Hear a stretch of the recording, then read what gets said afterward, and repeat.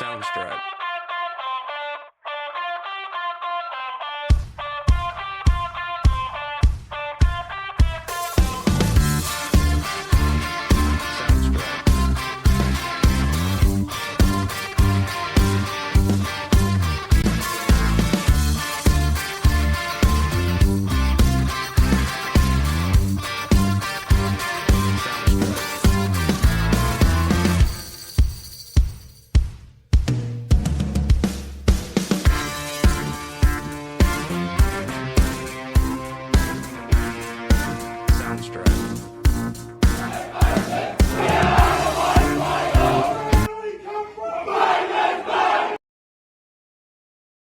Hello, welcome to Hawk Talk, the new podcast by the Batemans Bay Seahawks, keeping you up to date with everything that's going on at the footy club.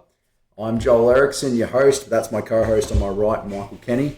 And across the table from me, we got our special guest for this week, the club president, Danny White. How are you, boys? Joey, how are you, mate? Yeah, good. Hey, this is exciting. We've been talking about this for a while. There's been a couple of false starts, but hey, we're making it happen, and I think it's going to be great. Basically, what this is going to be is coming out each week. We're going to run through a recap of the previous weekend's games. We're going to talk about what's coming up. We'll have a bit of fun as well. We're going to hit some hard questions at Danny, and he'll probably bat them away like he usually does. No, I'm sorry, that's a joke. It's very cheeky of me. But hey, let's get started by talking about this season so far. We'll start with the seniors because I think you'd both agree that this year has been an extremely successful one so far for all three of our senior grades, well, all four of our senior grades, given you guys are really you're in new territory with your 18s. Yeah, definitely, mate. I think obviously a really good start to the year. Just to tick over the halfway mark now, so I think to have our senior men and our senior women, game clear on the ladder, and then obviously our reserve grade, they're in the four pretty convincingly in the four, a couple of games clear in the four, and I think the same points as second and third. So they're definitely in the mix. And then, like I said, it's been a bit challenging with the 18s, but each week I think we're starting to see a lot of improvement in those boys as well. And that's all you're really looking for this season. Obviously, for those who don't know, this is the first year that the Rising Stars team has been operating for the Batemans Bay Seahawks. There hasn't been any wins yet, but all you're looking for really is just to, A, prove that we can do it, and B, see that improvement from some of those young guys who we're going to be looking at, pulling through the senior ranks in the years to come. Yeah, I think so, mate. Mainly just about development, really. We've brought, sort of 30 to 35 guys into the football club that wouldn't have been here otherwise. So, to bring that sort of number of players into the footy club is only going to, make our senior list healthy in the next couple of years. Let's talk about those ladders. You did bring them up before, but obviously the senior men are on top. They've got a game clear of Woden. They're 2 games clear of ADFA. Both teams that they have beaten now this season, including last weekend, which was a war against Woden, one of the toughest games that we've probably played this season so far. The girls are also a game clear. They're a game clear of ANU, and then they've got 3 games to third place, which is Gugong and Woden on equal points. Our Rezzies are equal second technically. They are 4th on the ladder, but they're equal second on games with ANU and ADFA. Woden does have a 4-game break at the top, so they're looking pretty strong this season. And of course, the Rising Stars are on the bottom, but as we've already discussed, it wasn't about results this year. Let's talk a little bit about the games that have just happened on the weekend. You played in that first grade game, Mick. Was it as physical on the field as it looked from the sideline? Yes, it was, Jolie. Especially when you're 36 years old, it was very physical. Took a couple of days to come good after that one, but yeah, I think that's just the nature of playing Woden. You certainly know when you've played Woden, you're sore for a couple of days after it. So I think a lot of the boys would be able to justify that. They're a good side. Thought we probably, we had a lot of opportunities in that second quarter where we could have really blown the game open. We obviously didn't take those, and then it turned into a bit of a dogfight after that. So full credit to them for, turning it into that dogfight. But, I think we definitely had opportunities in that first half where we could have really blown them away, but probably just didn't take our chances. Yeah, I mean, you touched on it, but it was a weird game because we were probably 3 goals ahead at halftime, but it felt like we could have been 40, 50 points just the way the game was going. And then after the third quarter, when they really hit back, it really did feel like it could have been a game that went either way. So I thought the boys did a really professional job in the fourth quarter, holding off a team that was going to come, and they did come, and the boys just really, they stuck with the game plan. Black has obviously kicked that ceiling goal with about 5 minutes to go. And it means that the Seahawks have now beaten every team at least once this season, which I think is a really good sign going into finals. The girls also had a bit of a dogfight at halftime in their game. I think they were down at halftime, but they came out and really kicked away in that second half. And it just goes to show that it's a team that have probably been based on their effort in their first few years, but it really feels like the skills are really coming along with the girls this year. Yeah, I think so. I think the difference between this Seahawks women's team compared to ones over the last couple of years is probably the depth in their list. I think we've sort of touched on it briefly, that, previously they'd have to rely on maybe one or two or three or four good players, whereas now, they've consistently got a different better players each and every week stepping up and taking that role. I think one to mention from last week is Sophie Firth. I think she's only 17 and back to the club this year and first game of senior women's, and she just really stood out the way that she went about it. Yeah, and she came in to replace Claudia Hannon, who obviously had a wrist injury from the previous week. They are looking the goods. They've been a strong side since basically they took the field. The only thing they're really missing is a premiership. They've been to 2 grand finals, unfortunately lost them both. It really does feel, and obviously we don't want to get ahead of ourselves, but it does feel like this team is different, and it feels like they could bring it home this year. Yeah, I think so, mate. I think they're a well coached side. Nothing against previous coaches of the footy of that team as well. But yeah, I think Kim has got the girls really firing, and he's obviously got Shan helping him as well, and I think Brett Petter's giving him a hand as well. So they just look to be a bit different outfit to what they have in previous years. Rezzy's had a heartbreaking loss on the weekend. They were going up against the aforementioned Woden, who are probably the best team in that grade this season. Game got a little bit away from them in the third quarter, but they came with a wet sail in the fourth, and it ended up being a 2-point loss. There was a bit of controversy. We won't go into it. But considering what the reserves team has been like the last few years, you guys as a president and as now the new football operations manager of the club, you must be so proud seeing our reserve grade actually fight through games and get results like they are this year. Yeah, definitely. I think they've been pretty unlucky both times they've played Woden.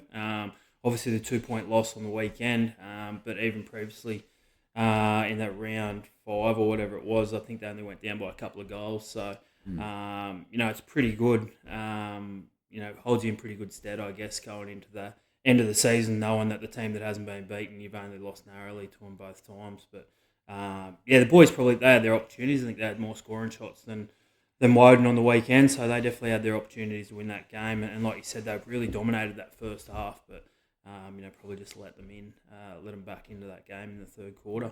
Which from memory was quite similar to the first game against Woden. I think there was one quarter where they kind of got 5 or 6 goals, and that ended up being the game. Yeah, really. It definitely was. Yep. Danny, I'll ask you as a president, how do you feel the senior grades are going this year? It's pretty pleasing. They're both. The seniors sitting on top, and the reserves are sitting equal second, and the girls are on top. So I guess you couldn't ask for any more than that. Just touching on the reserves, like Cam Carr's a coach, I feel sorry for that guy because it is the hardest job probably in the club. So he's the first grader always pilfering players every week to come up due to injuries and whatnot, and people not there. But I reckon once he gets a full side, they get a full side going towards finals. I reckon they're going to be the team to beat. That's my personal. Well, I've been very impressed every time I've watched them this season. They're playing good footy. Talk about your side as well. Obviously 0 wins, but you got to really credit the guys, these young guys. They're 18, they're 17, for continuing to show up, even though they're not getting the results. How do you feel that the group is going, even kind of mired in what most outsiders would look at as a tough season? Yeah, I think for us, it was never really result driven for us. I think from the start of the year we knew that we were going to be up against it. We obviously brought in a lot of guys who have were from the Brelly Maria Giants, who have just predominantly played Sapphire Coast footy. So, it's a big step up going from that into, going into Premier Division in Canberra. So, massive step up. But boys, they're always really positive. They give 100% every week. So, you really could not ask for any more than that. But yeah, really proud of them and the way that they're going about it. And as I mentioned before, each week you can see the improvement. Even just one little thing that they might work on during the week, and they can gradually get better than that. And I think from where they've even talking to the Belconnen coach on the weekend, we played Belconnen round 1, and he just said the difference in between where we are now and where we were round 1. He can obviously notice it externally as well. So it's good that that people are seeing that externally as well as obviously ourselves internally. Yeah, of course. And there are some really good players in that under-18 side. We've already had 2 come up and play first grade. They've debuted this season, and neither of them looked out of place. My understanding is there's plans to potentially bring a few more of them up to play both first grade and reserve grade. So there are some good players in that side. Yep. Yeah, definitely. Let's move on to the juniors. Also having a pretty good season, a lot of our junior teams. So we've got our under-11s and our under-13s mixed teams, both second place on their ladder. The under-15 boys are in first place, 2 games clear. Unfortunately, it's been a bit more of a struggle for our under-17s boys and our under-16s girls. Danny, Mick, you guys are going to know a lot more about the juniors than I will. Do you want to talk about kind of how the season's been travelling for them as a totality? The juniors are paddling along pretty good. I see a bit of the 16s girls. I did watch the 15s boys last weekend, and they're a little bit more above the opposition or what I've seen. I don't see too many sides beating that side this year. I haven't watched much of the 9s or the 11s, only a couple of games. But 16s girls, they're travelling along all right, but yeah, they probably need to knuckle down a little bit harder as well, because there's a lot of them, and a lot of them are going to come through in the next couple of years. So, the juniors are in a good spot at the moment. We've got to keep concentrating on those guys, because it's going to help our senior, especially if we step up into higher grades in the years to come. Yeah, we need that. We need that junior base. So and we've got a really good junior coordinator at the moment in Anthony Freya. He's been unreal this year, so it's taken a lot of workload off people. Yeah, and I think from a footy club perspective as well, sometimes with the junior, from the junior aspect, sometimes the numbers are the kind of the most important thing, and any results you get are just like a cherry on top. Yep. And my understanding is that the junior numbers are stronger than they've been in a quite a while. Yeah, they have. Yeah, the junior numbers are up considerably over the last couple of years. So, but just touching on that, we're not about. It's not about winning all the time. It's about trying to get these guys in the right environment and get them coached correctly, and hopefully that helps our senior ranks in the years to come. So. Yeah, of course. Well, there you go. There's your proof that the footy club is in a very healthy spot at the moment. We'll talk a little bit as well about the future plans, but we'll cover that in our next segment, because our next segment, which we're going to go into right now, we'll talk about what's to come. There's 4 games left for the seniors. We've got a home game in 2 weeks against ADFA, our next home game is ADFA. Then we've got home games against Ainsley and Molonglo, followed by a really tough trip up the mountain to play Woden again, as our last game of the regular season.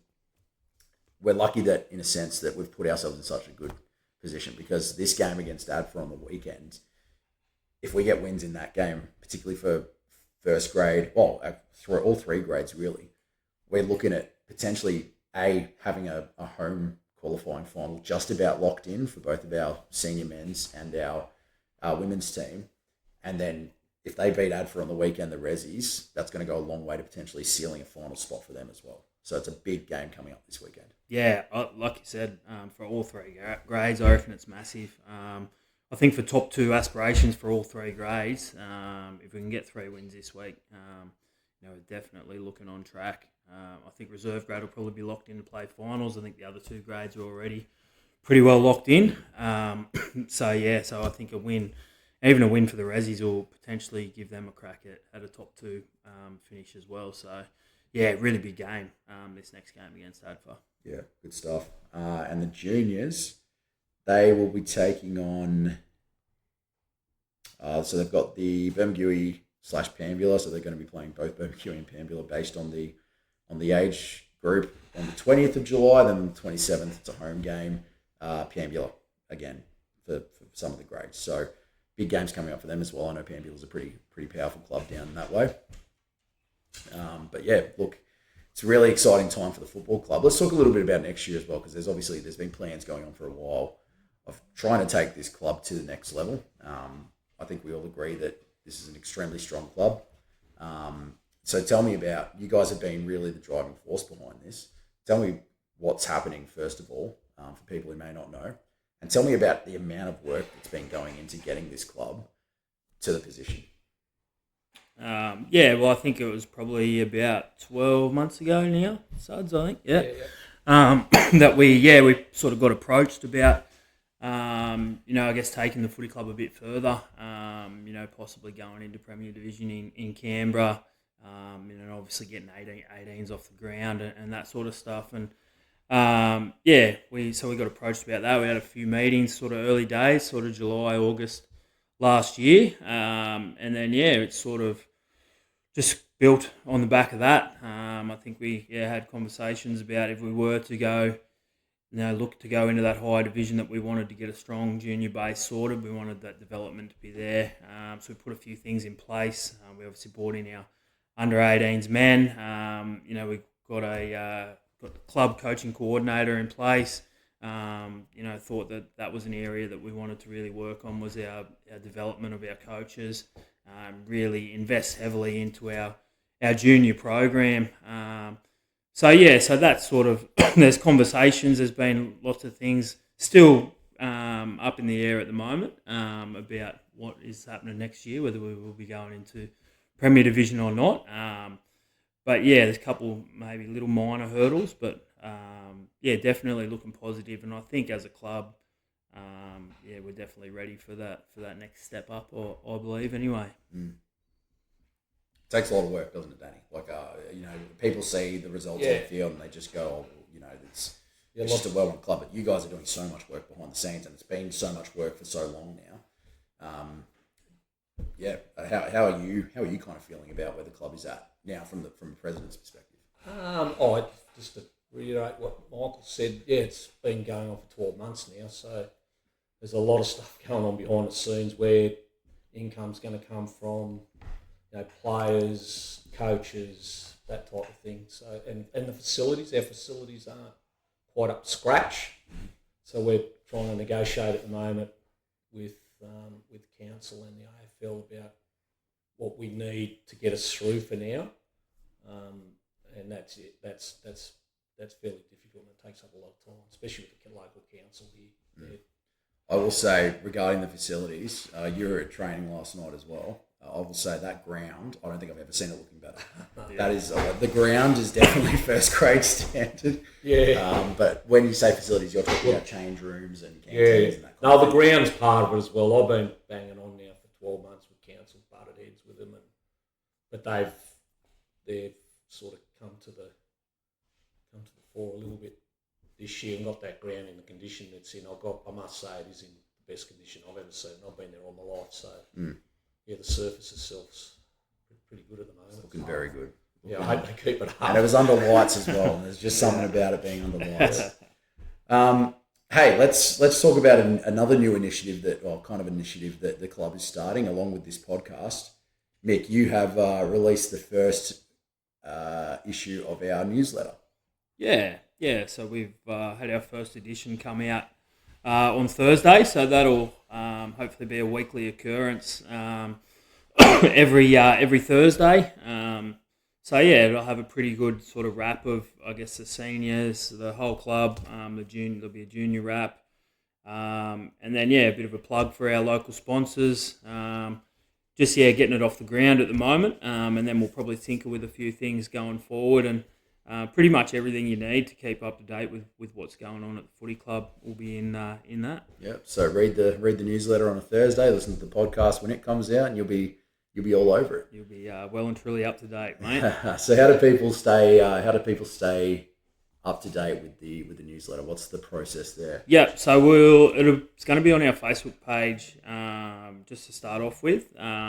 So we just want people just to jump on, obviously have a read, subscribe to it. Once you subscribe, you'll get that weekly email that'll keep you up to date after that. So, jump onto the Facebook page, have a read, subscribe to it, and you'll get that weekly email every week. I got to say, Danny, I read Poon's copy that he put in about the seniors, and he's already a better writer than me. So it's worth getting around for sure. Yeah. Hey, before we go into our next segment, which is going to put you to the test, Mick, we've got a bit of a challenge for you. Just want to mention that this podcast this week is brought to you by our major sponsor, the Steam Packet Hotel out in Elgin. Make sure you're getting around them. Especially after a game, we always go out and do our awards out there. It's a great time. Right, Mick, I did warn you about this during the week. Originally, what I was going to do was just get you to name the 22 guys who played in your grand final side in 2018. Yep. But then I thought that's probably a bit too easy because as the coach, you probably remember everyone who you were on the ground with that day. So what I've done, I've gone back through the AFL Canberra website and I have made a list here of every single player who was picked at least once for a first grade side in 2018. Yep. Now, this is all based off team lists that are on the website, so if there are any issues, you're going to have to take it up with the bloke who's doing the team list, who I believe is on your right-hand side there. I will say there are 45 players who were picked at least once for first grade. Yep. And 11 of them only played one game. Yep. So look, it's going to be a challenge. How many do you reckon you can get out of those 45? I don't know. I'd say 30. 30? Okay, well, let's start with an easy one. There's one bloke who was on the team list for all 20 games he played in the 2018 season. Who do you think that is? Luke Dudley? It is not Luke Dudley. He is one of the players who played that year, obviously, but it's not Luke Dudley. It was 20 games the whole lot. 20 games. He played all regular season games and both your finals. There were quite a few blokes who only missed one game, but there was only one bloke who played all 20. Ross Hummel? It was Ross Hummel. Yes. Well done. Lucas will debate that. Yeah, we were just having a conversation before we started recording. Lucas is filthy with his dad, Danny, for taking him off the team list one week because he wanted to. Forfeit. So Lucas will tell you there were two blokes who played every game. But, so let's run through this. Let's see how many you can name. I've got a list here. I'll mark them off as you go. You've already gotten Luke Dudley and Ross Hummel. Yep. I've also got the amount of games they've played because I had nothing better to do last night. Instead of it, I just went through every game and I was like, yep, I'll just mark how many games they've played as well. So there's obviously a good chunk that played a lot more than a lot of other blokes, and I'm imagining they're going to come to mind first. Mm-hmm. But let's see how we go. Righto. We'll go through the starting side. Yep. So that would have been Luke Dudley, Simon Croft, yep. Lucas White. Yep. Myself. Yep. Tom Purcell, Blake Gleeson. Yep. The wingers would have been Josh Visser and Nathan Blackburn. Yep. Carl Dean in the ruck. Yep. Benny Mackay, Sam Hodges and Sam Malin in the middle. Yep. Half forward line would have been Will Aiken, Billy Alves. Yep. Jared Thompson. Yep. Then Sean Green, Ross Hummel, Kyle O'Malley. Kyle, yep. Tommy Holder was on the bench. Yep. Jackson Maloney. Yep. Josh Mulrooney. Yep. Reece Dunlop. Yep. So I think that's the 22. Okay. So you've gotten basically the 20 guys who played the most games for you. There's one other bloke who played 10 games that season that you haven't mentioned yet. Adam Bradbury. He did not play 10, but he's on the list. Yeah. Lachlan Croke. Yep, Lachlan Croke. He played 10. You're doing well. I know there was a few young guys we give opportunity to that year. Yep. So it would have been Rex Lee. Yeah, Rexy played one game. Liam Bacco. He played. How many did he play? He played 8 games, so he got more than a go. He got a fair run. Yeah. And then a few other guys. I think Andy Pustav played a few games that year. He played one game. One game? He was in there for one game. Andy Pustav. Now I'm starting to run out. Got a couple of blokes who played 9 games, so they're in for quite a few. Yep. There's quite a few of these guys who are still around the club as well. Michael Thane. He played 1 game, yep. I'm running out. I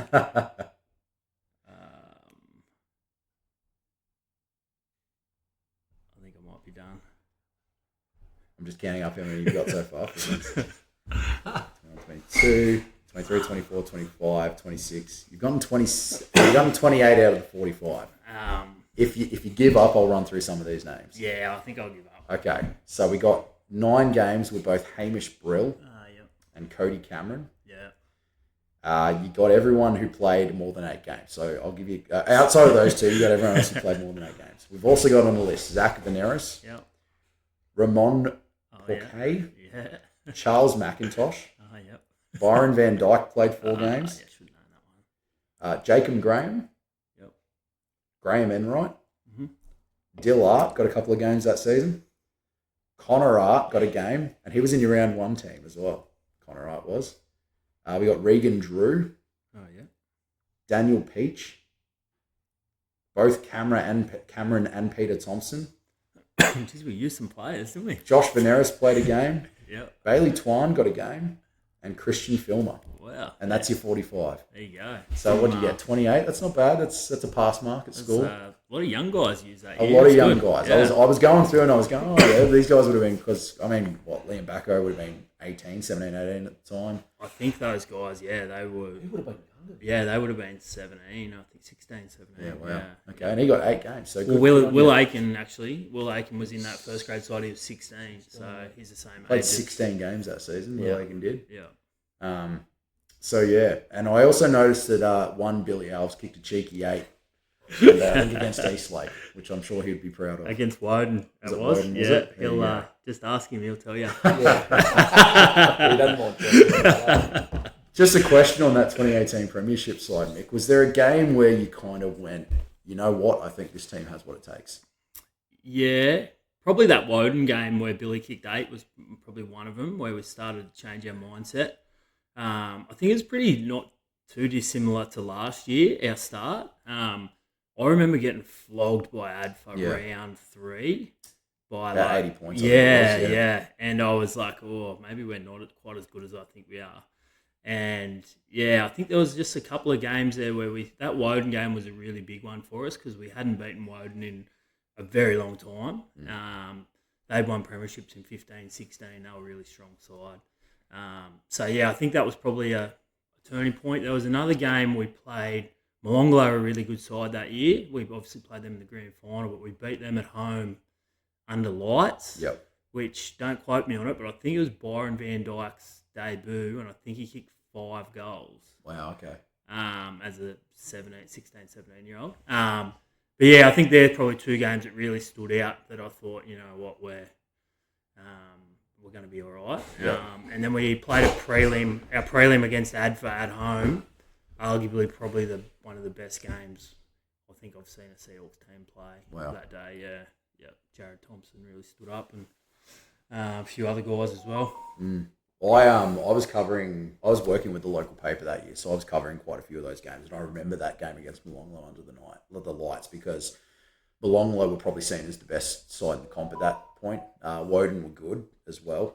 And you guys came out, and from memory, it was it wasn't a massive win, but I think you won by 3 or 4 goals that night under lights. And I remember going home from that thinking, yeah, this team's going to be there or thereabouts. And then you ended up winning. I think you won the grand final by 6 goals or something, wasn't it? In the end, it was I wouldn't call it an easy win, because obviously there's no such thing as an easy grand final win, but relatively speaking, pretty similar again to last year. Last year's grand final, I think we probably just really started the game well. Billy Alves, he'll tell you, he kicked the first goal of the game. Yep. But yeah, I think we just sort of started the game really well. For the first half, we come in at half time really confident where we were, and sort of just went from there. Just going to lightly roast Billy Alves here. Feels like all he talks about this year are the goals he used to kick and how bad his knees are. I think they're the only 2 topics of conversation. Danny, what are your memories of that 2018 Premiership? Because my understanding is that was your first club premiership in AFL Canberra, wasn't it? Yeah, that was the first time yeah, we kind of went up there and went, you know what, we're good enough to be playing and winning in this league. Yeah, so we hadn't won one for 10 years, I think it was. I think 2008 was the last one before And that was while we were still in the scarfle. Yeah. It was. We had a pretty handy side, I thought. Besides that flogging against Adfa, I remember that now too. But no, we had some pretty good footballers, a lot of young guys, which was good. But that was the best day. I was sitting on the bench that day, and it was 5 minutes ago. I was still chewing my fingernails. I'm going to lose this thing. But we were pretty red hot that day. So. Yeah. I'll put you on the spot here, Mick. Who wins, your 2018 premiership side or your 2023 premiership side? So many people ask me this, and I can't really answer it.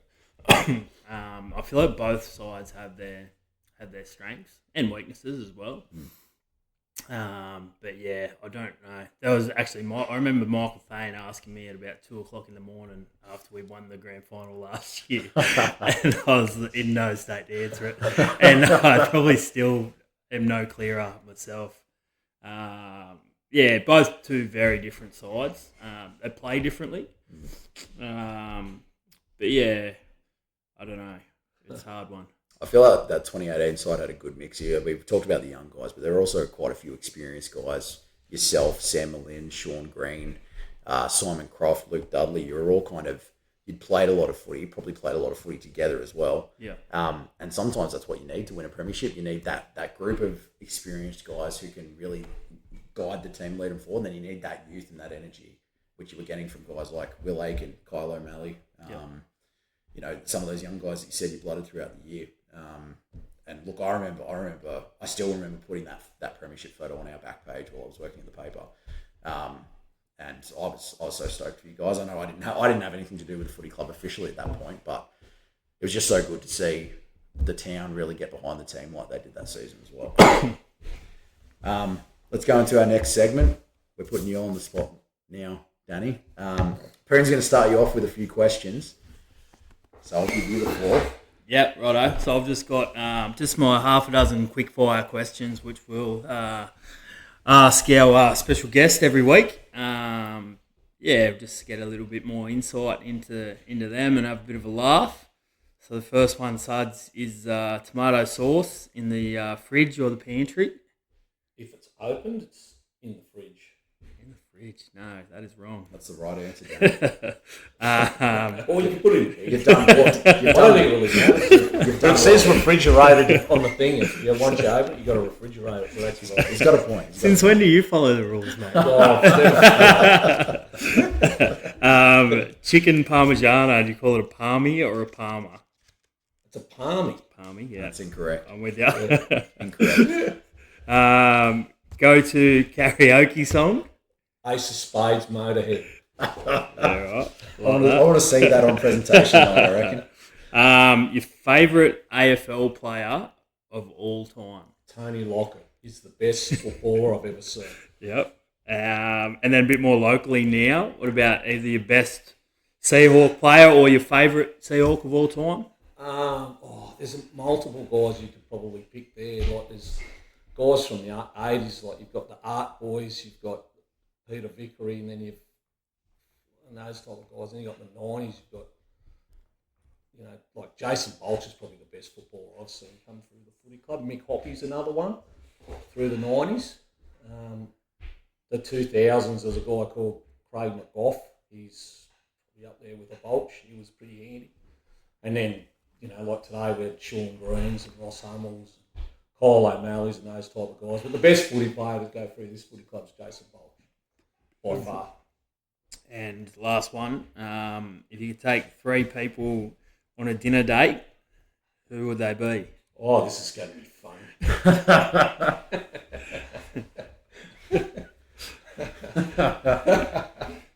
just remember person. I was just about to say, just remember your wife's probably just yeah, that's all right. She's listening. Her ears are pricked, don't worry. So, Bill McPherson, Haley Berry, and Big B. Oh man, they're good questions, Ben. I'm going to add one. What's your hidden talent? My hidden talent. Your hidden talent. What's something that you're good at that nobody knows about? Oh, I'm not sure. You can play the drums a bit, so I play the drums. I back in my real young days, I was pretty handy at the surfing side of things. Yeah, good. But a lot of people probably don't realise that. You're in a band, were you? I was in a band. I was the lead singer in a band. How good. Yeah, I play the cajon now. You're not convincing us not to make you sing Ace of Spades in the presentation. Yeah, I used to be able to belt it out, but probably not now. Yeah. Oh, how good. All right, let's get into the serious stuff now. Well, as serious as we can be on this podcast. Danny, tell us about your history at the club, the positions you've had, and how long you've been here, I suppose. Oh, okay. So the club formed in '76. So my old man was a part of it.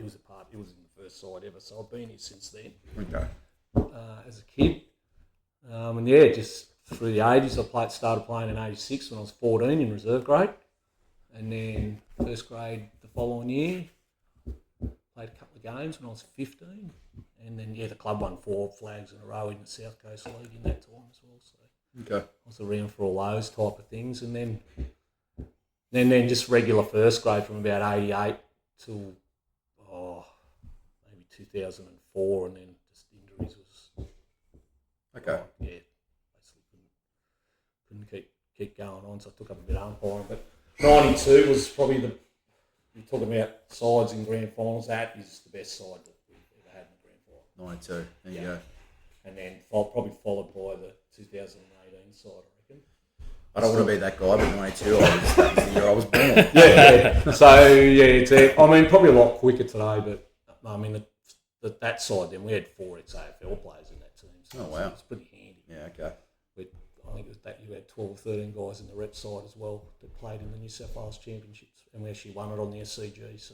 Oh, wow. So we had a pretty handy footy side that year, and then we went to '93, went to ACT Taffel, which was not a very good move at the time by the club, I don't believe.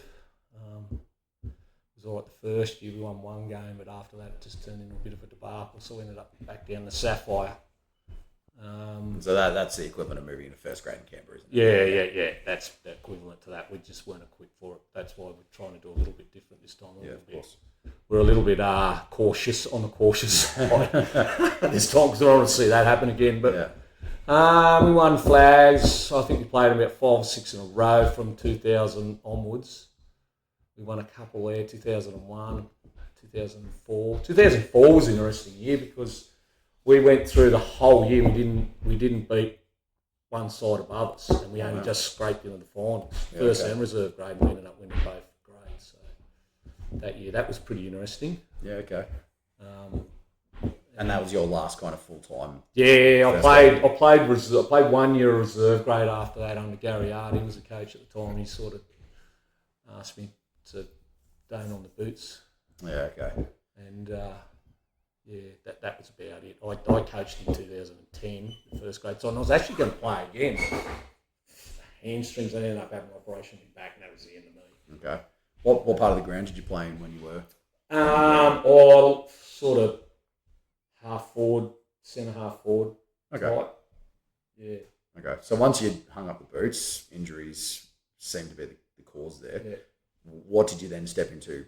So I started umpiring in about 2000, I think it was about 2007 or something like that, 2008. Okay. I was just doing a reserve grade game. They just asked me for me to do some first grade stuff. I said, whatever. Because I was pretty critical. I was pretty bad with umpires when I was playing. I was terrible. Before I was shocking. And that's why I'm a bit harsh on people now. Is that a surprise to you? No. Harsh on people like criticising umpires because it's hard enough now. It's hard to get them. Yeah. And the abuse and stuff that they cop. I mean, our club's pretty good with that type of thing now. We sort of jump on it pretty quick. But yeah, I wasn't very good. I was terrible. A bit of a hothead, but At least you're honest. Yeah. And I try not to be like that now. So it's like, But, okay. So how long have you been the president of the club for, Danny? Well, I've been on and off. I've been on the committee for the last 20 years. I'm not the type of person that likes your lights, name up on a board or anything like that. So I've sort of been the vice president for, God knows, last 10 years. But last 2 years, yeah. Okay. Been the president. I was president. Dwayne Gent and myself were in 2011. I think we came. Is that when we came into the competition? 2011 in Canberra. 13. 13. So we pushed that. So me and him pushed for that to happen then too, because it was the competition down south was going so stale. So we both jumped on and did it together then. So and then Mike was sort of manager for a few years. Team manager, wash jumpers, that type of thing. Yep. Apparently put incorrect names into the team lists in the premiership year, if his son's to be believed. Yeah. We might have did a couple of dodgy things there. Nah. You could back then. You could do all sorts of dodgy shit back then. There was no taking photos. We had to make sure a few guys were qualified and ready for finals. But yeah, no, it's just basically been my life.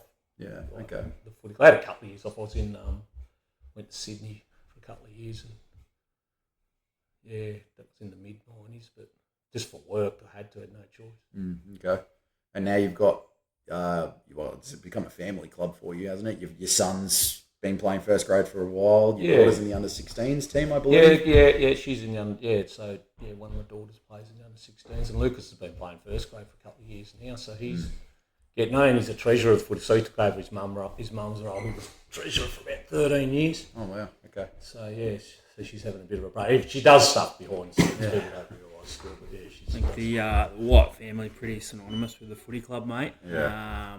Obviously, Suds is old man, Big Papa Suds. He's a life member of the footy club as well as Janelle and Suds. So, yeah, they live and breathe it, the White family. Yeah, no, so... And Lucas is producing the podcast as well. He probably loved it when we mentioned that. So. He's the computer race. We're all over 30. We don't know how this works. No. So, Danny, what's been your best memory of all your years at the footy club?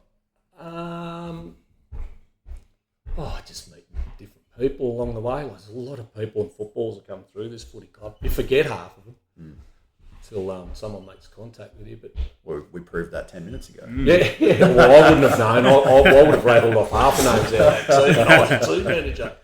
But just seeing like we touched on it before about it's not always about. I mean, it's nice winning grand finals and winning games of footy, but we want to improve the place as well. Like we want kids playing the best football they possibly can, getting coached by the best coaches. It's not always about winning. I mean, like I said, it's nice to do that, but that's the biggest thing. And just the kids coming through, I guess, to play. Because, I mean, to me, your footy club's about your first grade teams. It's as simple as that. But you need the younger guys and girls coming through to... I get a kick out of watching those guys playing footy now, so which is good. I mean, it's a real process running a footy club, and I think it's probably... exampled in the fact that in AFL Canberra, all the first grade clubs I believe have juniors, and the ones that are kind of standalone senior clubs are the ones playing against our first grade team in the third grade as the community first grade. Yep. You really do need, we've touched on it before, but you really do need a strong junior base to be a strong club. Yeah, I don't understand some of those Canberra clubs we actually play against those community. I don't know how they survive without the junior. I know there's a lot of people in Canberra, but Just one thing, Suds, I guess you probably get a bit of a kick out of being at the footy club for so long, but then seeing guys like, say, Sean Green or someone that you've seen, as a 15 or 16-year-old kid develop into, one of the best players that the footy club's ever had, or a Sam Lynn, or even now like a Ross Hummel, or like a Kyle O'Malley, or obviously Lucas and Tommy and those boys, you've seen them come through Auskick, and now as like the better players in the footy club. I guess you get a bit of a kick out of that. Yeah. Oh, you do. I mean, you said Sean. I think I was playing centre forward 2002 or something, playing Maroon in the prelim down there, and he was on half forward. I don't know what he kicked. He kicked 5 or 6. He was only like a 16, 17-year-old. It's like, And then we took him to Bali the following year, like a 17-year-old.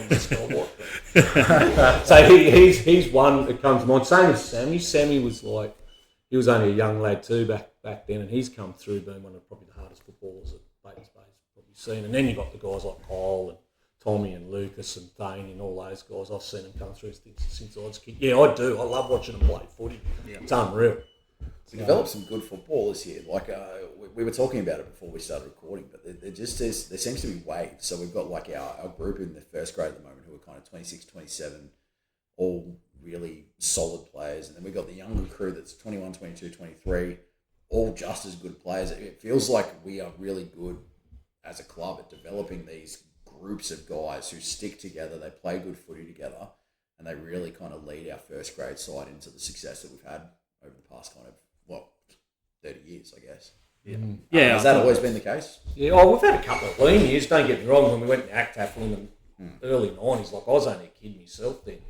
We've had a few lean years, and we've had lean years down that way, and we've got a couple of wooden spoons down at Sapphire, like a couple of lean years in Canberra, we only had first grade. Like you have your ups and downs, I guess, but we want to try and avoid that as much as possible because it's, it's not good for the club. But at the moment, the club's it's just going gang. Everyone keeps asking me, "Oh, what are you doing in there?" I said, "Oh, it's just about putting processes and things in place." Which that's mainly Michael, but he does that most of that type of stuff. But yeah, if we can get to a point where people want to come and play footy and their kids or whatever, or supporters or volunteers, they know it's an environment they want to be in. I reckon it's all the better for us. It must be good for you as well as the club president and as someone who's been around the club for basically as long as the club has existed. We had such a good crowd on Saturday against Woden. There were people everywhere, and we're getting that more commonly at Hanging Rock. How does it make you feel as a president seeing the support that you get from not just guys from the footy club, but just the town in general? So I didn't get there till 10 minutes after the scenes because my daughter's playing down in the arena, and I got there and I've gone, gee, there's just some people here. Yeah. I couldn't believe it, to be quite honest. But there's a lot of, like, one of my daughters is at school at Maria High School, and one of the school teachers there who plays rugby league, I won't say who he plays for, even came and attended a match and couldn't believe it. He said, couldn't believe the amount of players we had, the amount of people that are around. He said, this thing's, you got a bit of a thing happening here. That was a comment to a kid. So, but yeah, there's a lot of people commenting at the moment, the way the place is happening. So, yep. Trying to keep everyone happy, I guess. I mean, it's such a well-run club, and I could see that in my previous role at the paper, and that was part of the reason why I was drawn to try and be a little bit more involved this year. I mean, you could see it's a real family club. You guys are extremely welcoming compared to some other clubs around the place. So, I mean, kudos to you and the rest of the committee for building such a place that I think people really want to be a part of. Yeah. Oh, we struggle a little bit with volunteers. Like, if anyone wants to come and volunteer, jump on board. But that we do struggle, particularly at the senior level. We struggle a little bit. It's there's a lot of junior parents that go with their kids, the juniors, as soon as their seniors start playing footy, they just disappear. I don't know why. But it'd be nice to try and there is a group of people coming through at the moment, which I'm pretty sure will be hanging around if their kids are playing senior footy, which would be nice to take the load off a little bit. The place it's in a pretty good place at the moment, the footy club. Yeah. Tell me about this guy. He's just started a new role for the club. What is he bringing to the club, and what do you think he's brought to the club in general since he started here? We're going to talk about him. Yeah. So Michael was our first grade coach for 8 years, and we got to a point where last year when the AFL approached us about going up a grade or whatever, we couldn't do it as volunteers. It was just too much work. So we the committee decided, and we put it out to the members as well, that we need to put someone in a paid position to operations manager, and we did advertise. I had a couple of guys from Canberra that didn't want to be here, and I went, well, you're not going to fit the profile. But Michael fitted the profile, like basically knows everybody in the AFL anyway, and his history with being in the AFL system is he was always going to get the job. the job was already basically gone. I don't think I'd be off base to describe him as a club legend at this point. Oh no, he's a life member now. He's a life member. He's got a couple of flags. He's coached that. He's the longest serving first grade coach ever. So no, the guy's done. He's done his just dues. Don't worry about that. So you know. We've got a lot more to do yet. We got lots more to do. He said you can't go anywhere for these couple of years. We just got to get through these next couple of years. I said, yeah, no, that's fine. So my kids are still playing footy, mate. I'm not going anywhere. Look, final question from me, unless Mick has more. But 5 seasons from now, 2029, what do you think the club needs to be achieving at that point for you to be considering it successful? Oh, I would say, and I'm hoping that's where it's going to be at, is we'll be playing consistent finals in Premier League in Canberra. That's what I would be looking at.